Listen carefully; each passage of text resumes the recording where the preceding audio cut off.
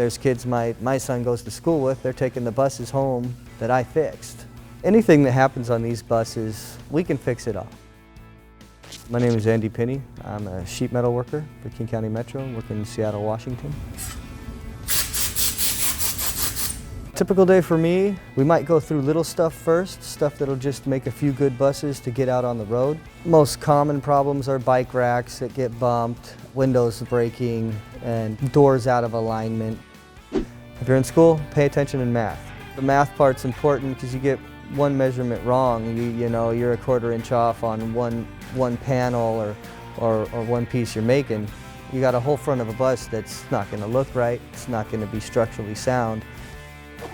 I love my job. I'm helping the city get around.